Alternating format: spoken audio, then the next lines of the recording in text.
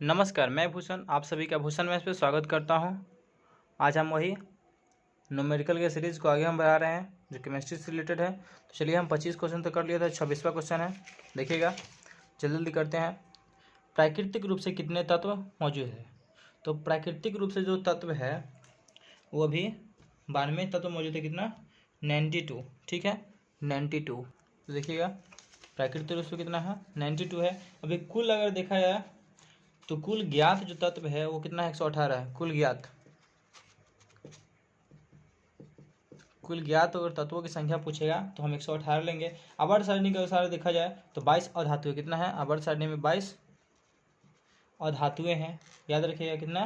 22 अधातुएं हैं। ठीक है, चलिए, अधातुओं की अगर संख्या देखा जाए तो कितना है? 22 है। आवर्त सारणी के अनुसार, किसके अनुसार? आवर्त सारणी के अनुसार।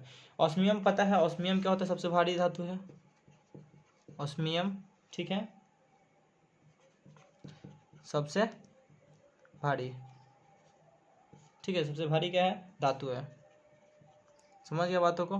चलिए आगे देखा है तो प्लेटिनम का नाम सुनेंगे। प्लेटिनम जो है सबसे कठोर धातु है। क्या है? प्लेटिनम। प्लेटिनम अगर पूछा जाए तो क्या है? सबसे कठोर, सबसे कठोर धातु। ठीक है, सबसे कठोर धातु है। लिथियम सबसे हल्का है धात्विक तत्व। क्या है? लिथियम जो है सबसे हल्का है। और सबसे हल्का पूछे, यहाँ देखिए, सबसे हल्का अगर तत्व देखा है तो क्या है? लिथियम। लिथियम है। ठीक है, और सबसे अगर प्रबल, और लिथियम जो होता है वो क्या होता है? सबसे प्रबल उपचायक। क्या है? उपचायक है। उपचायक देखा जाए, सबसे अगर प्रबल पूछा जाए, सबसे प्रबल,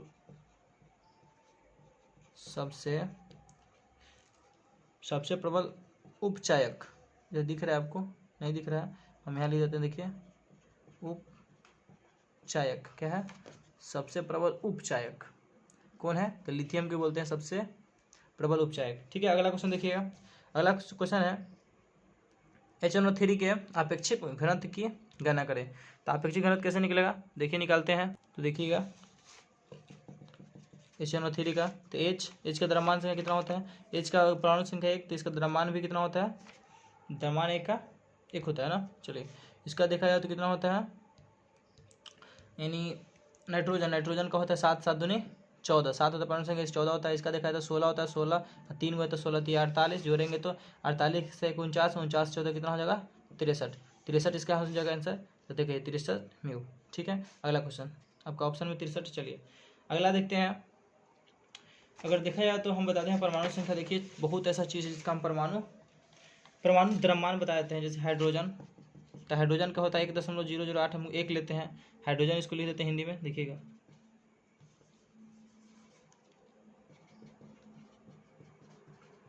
हाइड्रोजन का कितना होता है? द्रव्यमान संख्या, ये मास के परमाणु द्रव्यमान है, ये परमाणु द्रव्यमान। ठीक है, तत्व है, पदार्थ है। चलिए, सीसा का देखा जाओ तो सीसा कितना होता है? सब क्वेश्चन पूछता है सीसा का। ये सीसा का होता है 107.21। सोना का देखा जाए द्रव्यमान, सोना का होता है 196.966, यानी लेंगे 197। ठीक है, अगर इसी तरह जस्ता का, जेडन का देखा जाए तो जस्ता का कितना होता है? 65.38 होता है। 65.38 तीन का देखा जाए तो तीन का कितना होता है? 118.70। सल्फर का देखा जाए तो सल्फर का बता रहे हैं आपको, सल्फर का होता है 32.064। इसी तरह से देखा जाए तो अगर सोडियम यानी 11, तो उसका कितना होता है? 22.9, यानी 23 ले 11 दूनी 22 1 23। जितना विषम होता है उसमें हम दुगुना से एक थोड़ा सा एक्स्ट्रा लेते हैं। ठीक है, एक्स्ट्रा लेते हैं। सोडियम हो गया। उसके बाद नियॉन देखा जाए, नियॉन का कितना होता है? 10 दूनी 20, यानी 20.1, यानी हम 20 ही लेते हैं। ठीक है, चलिए हो गया, आप समझ गए होंगे। चलिए, हाइड्रोजन का 1, सीसा का 207, सोना का देखा है तो 196.96, यानी 197। जस्ता का 65.38, टीन का 118, और सल्फर का 32, सोडियम का 22, और नियॉन का 20। ठीक है, देखिए 20 है। अगला फटाफट हम करते हैं। देखिए अगला क्वेश्चन, कैल्शियम ऑक्साइड के लिए रासायनिक सूत्र। कैल्शियम ऑक्साइड पता है CaO होता है। कैल्शियम ऑक्साइड का क्या होता है? CaO होता है। चलिए अब बात है कैल्शियम ऑक्साइड का यानी CaO का, इसको हम बोलते हैं क्या बोलते हैं, क्विक लाइम बोलते हैं। क्या बोलते हैं, क्विक लाइम। पूछेगा आपको क्विक लाइम का रासायनिक सूत्र यही होगा। इसको उजला छिद्रयुक्त पदार्थ भी कहते हैं, छिद्रयुक्त पदार्थ बोलते हैं। ठीक है, कैल्शियम हाइड्रोक्साइड जानते होंगे, नाम सुने होंगे कैल्शियम हाइड्रोक्साइड। कैल्शियम हाइड्रोक्साइड को हम क्या बोलते हैं, बुझा हुआ चूना। इसको क्या बोलते हैं, ये आप लिख लीजिएगा, बहुत फायदा करेगा। कैल्शियम हाइड्रोक्साइड को बोलते हैं बुझा हुआ चूना। किस क्या होता है, बुझा हुआ चूना। ठीक है, चलिए इसको बुझा हुआ चूना बोलते हैं। अब प्लास्टर ऑफ पेरिस का नाम सुने होंगे, वो छोड़ के चलते हैं। कैल्शियम फास्फोरेट का नाम सुने होंगे, कैल्शियम फास्फोरेट का कहीं कहीं पूछ देता है, तो कैल्शियम फास्फोरेट का रासायनिक सूत्र होता है Ca3 इंटू PO4 का होल ट्वाइस। समझ गए। ये टूथपेस्ट पर देखेंगे, टूथपेस्ट क्लोजअप वगैरह उसमें इसका इस्तेमाल किया था, टूथपेस्ट बनाने में इसका इस्तेमाल किया था, टूथपेस्ट के बनाने में प्रयोग किया था। किसका, कैल्शियम फास्फोरेट। इसको बोलते हैं कैल्शियम फास्फोरेट। क्या बोलते हैं, कैल्शियम फॉस्फेट। सुन रहे हैं, कैल्शियम फॉस्फेट बोलते हैं। ठीक है, इसको चलिए अगला देखते हैं। देखिए अगला क्वेश्चन है, यदि 20 kg द्रव्यमान की एक वस्तु यानी आ गया फिजिक्स का क्वेश्चन 2 मीटर प्रति सेकंड के त्वरण के साथ गति करती है तो इसके लगाया गया बल, बल और आप बताए थे F बराबर क्या होता है, F बराबर m में, यानी बल और ये क्या होगा मास और ये हो जाएगा त्वरण। तो 20 kg और मास कितना, त्वरण कितना है 2 मीटर प्रति सेकंड स्क्वायर। ठीक है, तो 20 दूनी 40 kg और मीटर प्रति सेकंड उसको क्या बोलते हैं, न्यूटन बोलते हैं। तो 40 न्यूटन इसका आंसर हो जाएगा, 40 न्यूटन। ठीक है, चलिए समझ गए। बल की परिभाषा जानते होंगे, तो बल की परिभाषा आप जानते हो कि बल की परिभाषा कहाँ से निकलती है, न्यूटन के पहले गति नियम से। न्यूटन के पहले गति नियम से बल की परिभाषा निकलती है और बल का व्यंजक जो है न्यूटन के दूसरे गति के नियम से होता है। कहाँ से, दूसरे गति के नियम से। पहला बल का अगर परिभाषा पूछेगा तो न्यूटन के कैमें गति नियम से होता है, तो पहला से। अब व्यंजक जो निकलता है बल का F बराबर m में, वो निकलता है किससे निकलता है, तो द्वितीय से। तीसरा आप जानते होंगे, प्रत्येक प्रतिक्रिया की विपरीत प्रतिक्रिया होती है। आप दीवार पर अगर मारिएगा तो आपको फोकस, मतलब कि कोई भी चीज़ को अगर हम धक्का देते हैं तो वो भी, मतलब वो भी जितना बल लगेगा वो क्या होगा, आपको बल लौटाएगी। ठीक है, चलिए आगे देखते हैं क्वेश्चन। तो अगला क्वेश्चन क्या है, फेरस क्लोराइड का आणविक सूत्र क्या होगा। फेरस क्लोराइड तो Fe क्लोराइड है, तो फेरस क्लोराइड FeCl2। ठीक है, FeCl2। चलिए हो गया, आगे देखते हैं।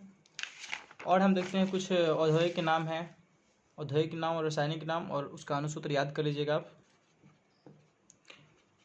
हम एक्स्ट्रा फैक्ट लिखाते जाते हैं जो आपको फ़ायदा करेगा एग्जाम में। जिस तरह से इसका पूछा है उसी तरह से बहुत का पूछ सकता है। हम वीडियो रोक के लिख देते हैं, लंबा वीडियो से नहीं होगा। ठीक है, चलिए देखिएगा। औद्योगिक नाम में है नीला थोथा। नीला थोथा को बोलते हैं कॉपर सल्फेट। क्या बोलते हैं, कॉपर सल्फेट। इसका सूत्र है CuSO4 इंटू 5H2। क्या होता है, इंटू 5H2। अगला देखते हैं चिली साल्टपीटर। क्या बोलते हैं, चिली साल्टपीटर। देखिए चिली साल्टपीटर क्या होता है, सोडियम नाइट्रेट। क्या होता है, सोडियम, दिख रहा है आपको, सोडियम नाइट्रेट। इसका होता है Na, मतलब सोडियम नाइट्रेट का NO3। आगे देखते हैं, आगे आपको लेते हैं लिथॉर्ज। क्या है, लिथार्ज। देखिए लिथार्ज का होता है लेड ऑक्साइड। क्या लिखते हैं इसको, लेड ऑक्साइड। ठीक है, तो लेड ऑक्साइड क्या होता है, Pb लेड का, ओ मतलब ऑक्साइड। कैल्शियम ऑक्साइड का होता है Ca हो जाएगा। मार्स गैस का नाम सुने होंगे, मेथेन को बोलते हैं मार्स गैस, बोलते हैं मीथेन को। कल बताया था कैन का CH4 मीथेन का होता है। आगे देखेंगे क्लोरोफॉर्म का नाम, क्लोरोफॉर्म जिसका उपयोग कहाँ करते हैं हम, बेहोशी में करते हैं। बेहोशी करने के लिए चिकित्सा के रूप में करते हैं। तो इसका लिखते हैं ट्राईक्लोरो क्या चीज़, ट्राईक्लोरोमेथेन। क्या लिखते हैं, CHCl3 ट्राईक्लोरोमेथेन। हास गैस का नाम सुने होंगे, हंसने वाला गैस कहा जाता है जिसे। तो हास गैस का होता है नाइट्रस ऑक्साइड। तो नाइट्रस ऑक्साइड क्या होता है N2O। समझ गए, ऑक्साइड रहेगा तो अंत में क्या रहेगा, एक ही रहेगा, जीरो। ठीक है, चौक का नाम सुनोगे, चौक हम लोग जो लिखते हैं चौक या इसको मार्बल, चौक या मार्बल, उसको बोलते हैं कैल्शियम कार्बोनेट CaCO3। अब लिख लीजिए कैल्शियम कार्बोनेट CO3 CaCO3, ठीक है, कैल्शियम कार्बोनेट,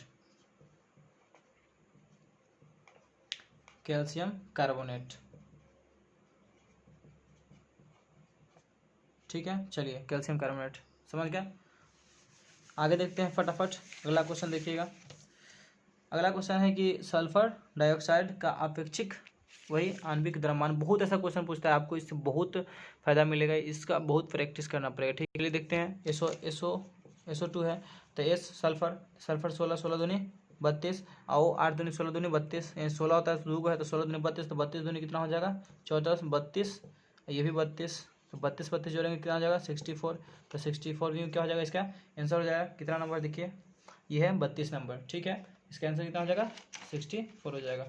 चलिए आगे देखते हैं हम।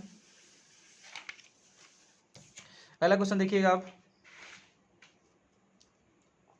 अगला क्वेश्चन है कि SO2 के 6 अणुओं में सल्फर की परमाणु मतलब कितना हो जाता है। कल बताए थे कि पहले हम क्या करेंगे, इसमें देखेंगे द्रव्यमान, यानी 6 अणु में कह रहा है कि सल्फर के कितने परमाणु मौजूद हैं। तो 6 अणु 0.6 अणु में, तो आपको बताया था कि एक अणु में अगर यहाँ पर दिया हुआ सल्फर हो चाहे कुछ भी हो, सल्फर हो चाहे कुछ भी हो, यहाँ पर 0.6 अणु दिया है। कल हम बताए थे आपको एक अणु में कितना होता है, एक अणु में कल हम बताए थे एवोगाड्रो संख्या वही होता है 0.22 गुने 10 के पावर 23 बताए थे होता है। और पता है कि एक अणु में इतना होता है 6 अणु 0.6 से गुना 0.6 गुने कितना हो जाएगा 6.022 गुने 10 के पावर 23 हो जाएगा। इसको गुना के कितना 6 दूनी 6 36 आएगा, कितना आएगा 6 36 यानी 3.6, 6 36 लगभग आ जाएगा कितना 3.6 और तो हो जाएगा आपका ये कितना 3 गुने 10 के पावर 23 हो जाएगा, ठीक है। 6 36 यहाँ ये 0 0 से कीजिएगा तो 6 दूनी 12,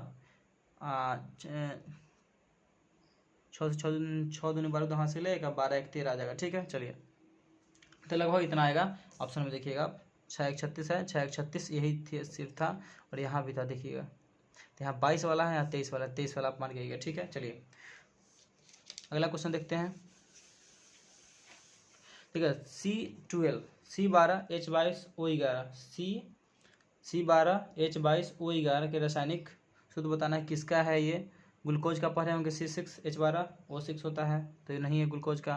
ग्लैक्टोज, तो ग्लैक्टोज क्या होता है पढ़े होंगे, लैक्टोज, तो लैक्टोज का ही होता है C12H22 और O11 लैक्टोज का, ठीक है। और फ्रुक्टोज का क्या होता है, फ्रुक्टोज का क्या होता है। चलिए हम आगे बताते हैं आपको, एक्स्ट्रा फैक्ट जितना भी उतना हम लिख देते हैं आपको, ठीक है। चलिए आप देखिएगा, तो ग्लूकोज का क्या होता है, ग्लूकोज का देखा जाता है रासायनिक C6H12O6, ठीक है। चलिए क्लोरोफिल का देखिएगा, क्लोरोफिल 2 होता है, तो क्लोरोफिल अगर ए का बात करेंगे, क्लोरोफिल ए का तो होता है C55H72 C55H72O5, इसी के आगे लिखते हैं O5 के बाद होता है N4 और Mg, बटा में नहीं है यहाँ लिख देते हैं, देखिएगा आप O5 N4 और Mg, ठीक है। Mg मैग्नीशियम होता है ना क्लोरोफिल में, यही क्लोरोफिल अगर ए का है, ये क्लोरोफिल बी का अगर देखें तो क्लोरोफिल बी का होता है C55, ठीक है, H70O6 होता है, N4 इसमें भी Mg पाएगा। नौसादर के नाम सुने होंगे, तो नौसादर का क्या होता है, नौसादर का होता है NH4Cl। स्टार्च के नाम से जो क्या होता है, आलू में ज़्यादा पाया जाता है, स्टार्च में C6H10 और O5, ठीक है। चलिए आगे देखते हैं हम, स्टार्च का देखते हैं, तो सेलुलोज,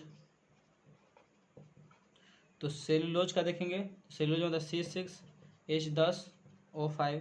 अगर यही देखेंगे सुक्रोज में, अगर सुक्रोज में कितना होता है तो C12H22O11 C12H22O11, ठीक है। सुक्रोज, तो सुक्रोज और लैक्टोज का दोनों का सेम होता है, सुक्रोज और लैक्टोज का सेम होता है, ठीक है। यहाँ पर अगर सुक्रोज होता है ऑप्शन में तो सुक्रोज होता है, लैक्टोज है तो लैक्टोज देंगे, ठीक है। चलिए अगला क्वेश्चन देखते हैं, C है C12 है, देखिएगा C12H22O11।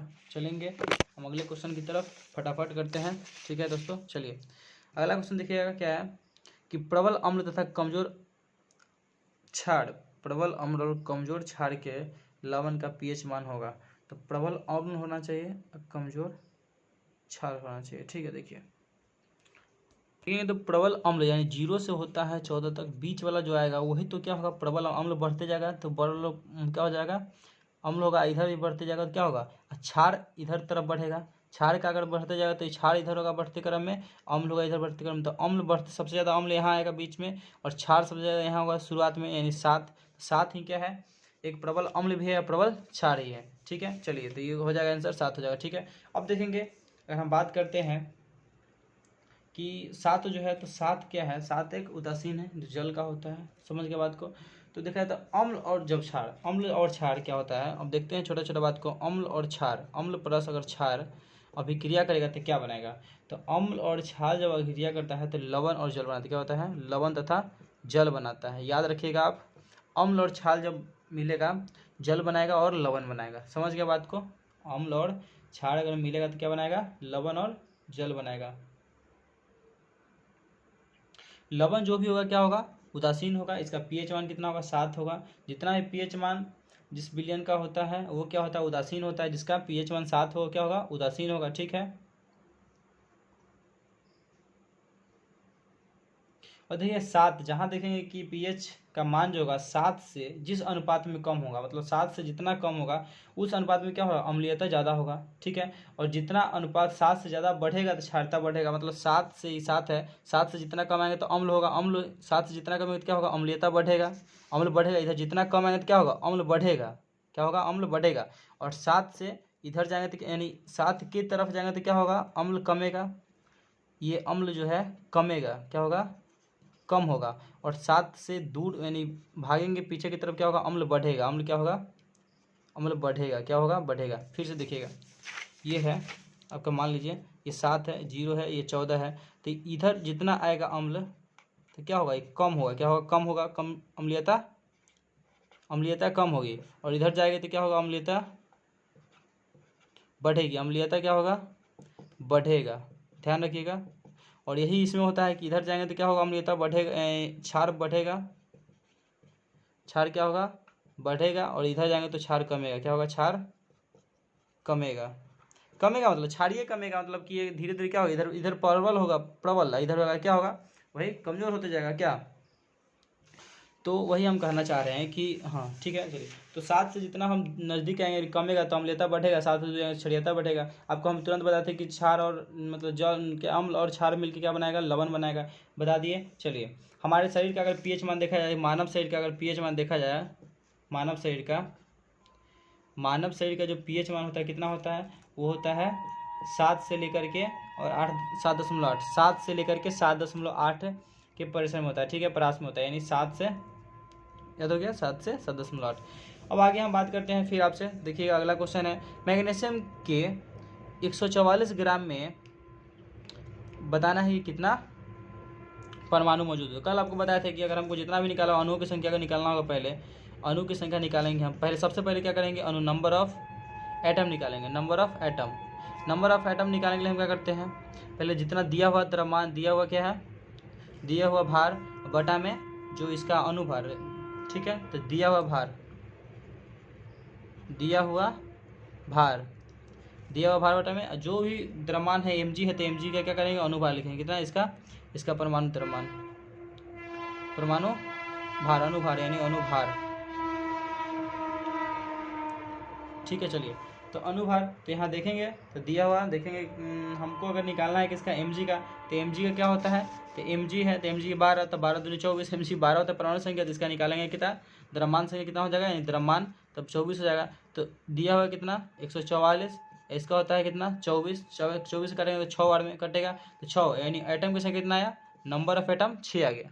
नंबर ऑफ एटम कितना आया, नंबर ऑफ एटम जो देखना है 6 आया। ठीक है, चलिए। तो नंबर ऑफ एटम अगर 6 आया, निकालना क्या था, ग्राम, यानी बताना है कि मैग्नीशियम में डैश ग्राम परमाणु होंगे, तो बताना कितना होगा, यानी परमाणु मौजूद होगा तो 6 होगा। आंसर कितना होगा, ये देखिए इसमें कितना 6 होगा। अगला क्वेश्चन देखते हैं फटाफट हम।